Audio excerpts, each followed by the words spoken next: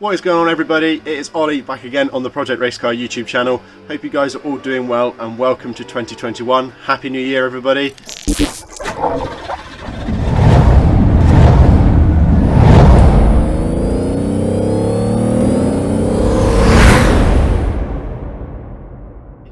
Sorry you guys haven't seen any content from me or the 5 build for quite a while now. That's because I've been working on stuff in the background and there hasn't really been that much really to make content on really as such. I'm waiting on parts. I've bought some more parts. There's some cool stuff coming up soon, again with the name Tomei on it, so that's a little hint for what's to come. But we're just going to tidy up a few things now. I got the Macboo solenoid and stuff to mount, and we're just going to find some random stuff to do today, and hopefully that's going to make enough content for me to publish another episode, because I know that you guys do actually like them. So that's that. I thank you very much for watching. I really like the fact that there's other people out there that are liking this content, and I mean, obviously Jack's been working his ass off as well and pumping out content from his side of things as well. Hope you guys like the rebrand. We did that as well. But yes, anyway, enough yapping. Let's get on and do some stuff. If you can hear a fan going on in the background, it's because my dad is actually coating a new dining room or front room unit or whatever that Mum decided to buy on Facebook. But anyway, this is the Mac 3-port boost solenoid. Now, you're probably going to, well, you will need one of these if you're modifying an Evo, because the standard factory boost solenoid is not that great, and it's only a 2-port as well. So this is a 3-port, although I think one of these is going to be blanked. I'm not entirely sure.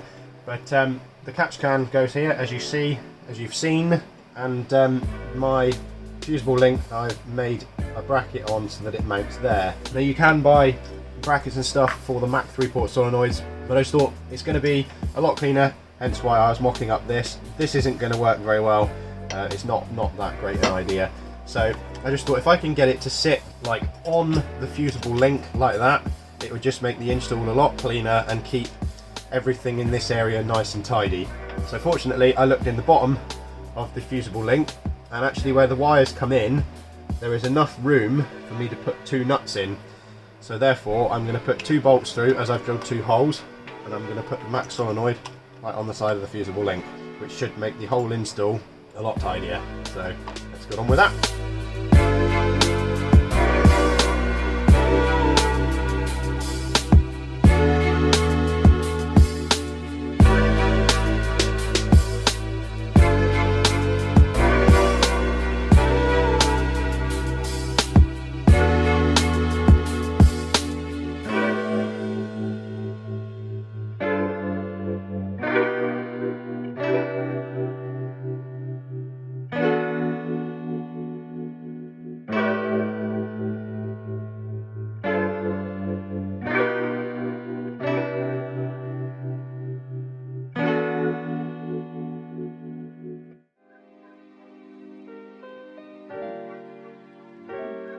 I ended up recycling this bracket. Ignore that'll get tidied up. But I ended up recycling this bracket. Now this bracket actually originally went on the other side of the engine bay and held half of the washer bottle up. Now since we've done away with the, not washer bottle, the coolant bottle, but since we're doing away with the coolant bottle, we don't need that. I can recycle this bracket and use it for something else. So what I thought I'd do is, this seemed to be the best bracket that I could get to fit my Macboo solenoid and fusible link setup that I've got going here. So I just need to figure out a way of mounting that to that, and then that hole lines up nicely there, and then we should just be able to mount it somewhere like that, and then mark it off and cut the bracket down to size.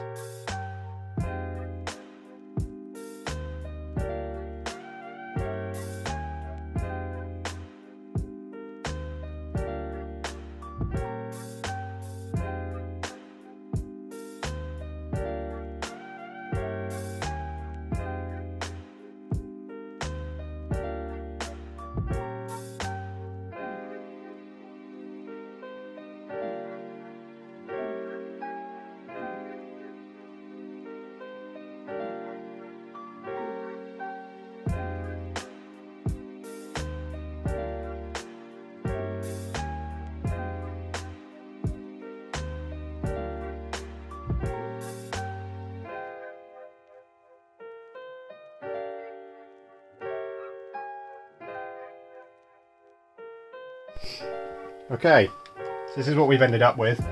There's a little bracket that joins to this bracket that runs around the back and bolts into the side of the fusible link, which gives it a lot more rigidity and strength. So now all we've got to do is cut the edge off here and cut the top off of this bracket piece here, and then that will enable the catch can to go back in the same place that it originally did fit.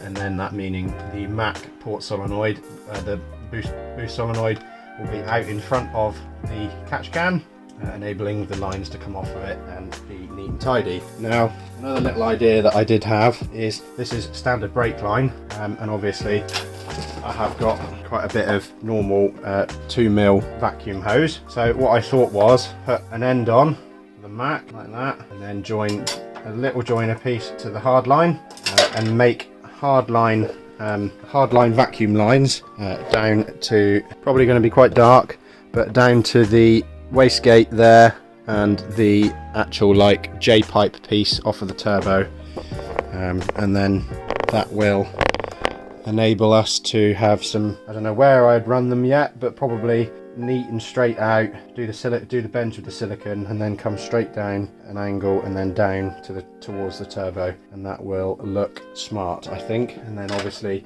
paint this black as well, and that would finish that off. I don't know, just I thought I might try it. It's quite a cool idea. If it doesn't work, then I'll just run standard vacuum line. Okay, so we're back at it again. Different day. Got a pretty cool hoodie for Christmas. Thank you, Chloe. Now, there was a couple of things that I want to address. Now, my eventual plan is I'm going to be going for a Link G4X ECU to do all my engine management on this car. Now, with that, you get the ability to run an electronic throttle body. So one of the advantages with the Evo specifically with that is on the standard throttle bodies, you have these. Now, these are an idle air control valve, which controls the amount of air that bypasses the throttle body in order for the engine to idle properly. Now the valve can stick, they wear out, they're okay generally, but they can be problematic. Now getting an electronic throttle body, which I'll show you in a minute, does away with that. However, I'd love to use it, and I'm all for using new technology. I do computers and I build computers and stuff. I like my technology, but I don't know, the ability to do away with the throttle cable would be nice, but I think, and considering my power level as well, I think I'm just going to revert back to using the stock unit, because the stock throttle body is more than enough for flow wise to run and make the power goals that I want out of this setup. So I think I'm just gonna, I did actually go to the level of buying that, which is on there now. That is a 65mm unit off of a Mark II Focus ST. So that, those of you that know your cars, you'll know that that's a 2.5 litre 5-cylinder turbo. Now, yes, it probably would work, but I've got to ask somebody to hack their loom to cut the throttle body plug off so that I can then wire it in. And also, I'm not too keen on wiring. Doing this means less wiring because the plugs are already on the loom. However, that would probably almost be better for my learning experience. But however, I think I'm just going to stick with the standard cable throttle. One of the big benefits the reason I bought it in the first place, the electronic throttle body, is to have cruise control. And then I thought, you know, this really isn't a motorway car. Why the hell do I want cruise control in an Evo? Anyway, it's all about driving experience, raw, and that means cable throttle is the only way to go. So if I go for a different manifold, different inlet manifold, maybe a Hypertune or a Plasma Man or a JMF or something like that later on down the road, then yes, I will change this out for probably an S90. But they're really, unless you're cutting open the standard manifold and knife edging the runners and stuff, there really isn't much point or much benefit to be had, apparently. Or so I've been told, putting an S90 70mm throttle body on these standard manifolds. So yeah, long-winded way to say yes, we're sticking with the stocker, but yeah, that's what we're doing, and that's my reason for why. Now, if any of you guys need a Evo 10 electric throttle pedal and cable, then message me and I will sell it to you. Because I bought that as well, ready to do the conversion, and gave up on the idea. So this is the battery cable. Like I said, it came out of a E46 BMW. They're great cables to use because they're nice and thick, and obviously because BMWs use big, high cranking power batteries, so they require big, thick cable. Now, the little cable that runs along the side of it, I'll probably won't end up using. However, I might make some ground leads or something out of it to ground the gearbox to the chassis. I don't know yet. All of this, apart from the terminal piece, will come off, and the little piece here, which was included where it bolts into the boot floor, will not be needed either. Now, I'm in two minds where I'm going to run this, whether I run it, whether I pull the plastic panels up that run along the side of the car and run it inside under the carpet, and then through the firewall, or whether I run it down the back of the firewall and underneath the car along where the brake lines run, back to the boot and come through the boot floor with either, well, to be fair, I could end up using those if I did it with that method. However, I'm not entirely sure I want to be drilling holes in my boot or whatever. It doesn't really bother me because, well, you've seen with the rest of the build, it won't be a half-assed job. It'll be a proper through the boot floor mount with a grommeted hole so it won't rot. But I'm thinking that I'm leaning towards tucking it up with the brake lines and running it along the bottom of the car, because then that means I don't have to take any plastic interior parts out, and I don't have to cut any holes in the boot. I can run it up underneath the rear seats and into the boot that way. But yes, it's a very nice high quality cable. The actual connectors, as you can see, are like almost soldered as such, so I have absolutely no problem putting this in the car. This is definitely going to do the job. Probably got away with a thinner cable, but you can get these quite readily available. They range from about 40 quid to about 80 quid, but they're a really great battery cable to use, and well, that's all I can say really about a battery cable. So my problem now is, after I spent quite a considerable amount of time making this upper boost hose meet up with the ETS intercooler down here at the front, this 4-inch intake, yes, I know it's not needed, but I want it, so I'm going to figure out a way around it before you guys start commenting in the comments, you don't need a 4-inch intake, blah blah blah. Anyway, I digress.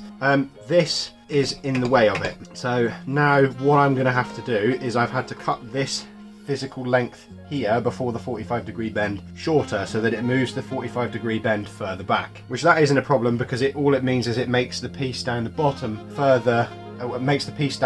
longer instead. So what I'm going to have to do is just remake the bottom section of the pipe so that it curves around and meets the intercooler. Now that'll be fine, but I'm going to have to order some more of this 2.5-inch aluminium pipe because I haven't got any bends left, and I'm pretty sure I'm going to need another 180 and another 90 and another 45, so I may as well just order another piping kit, because the piping kits are only about £75, so that's not a problem.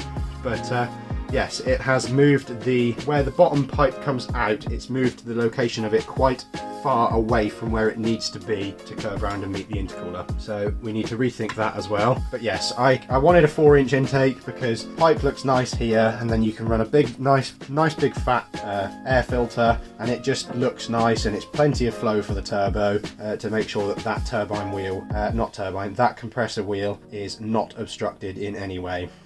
So that's what I wanted. I've always wanted a 4-inch setup. I've always looked at Evos and liked the 4-inch setup. So that's what we're going to run with. Okay, so you joined me from the editing den where I'm finishing off this video. I didn't have time today to finish the video out in the garage. So yeah, unfortunately that is that. I just wanted to take a quick minute to say sorry that there's been a lack of content on this series. That's because obviously with the whole COVID getting in the way again, and also lockdown number 3, we are very, very sorry for that.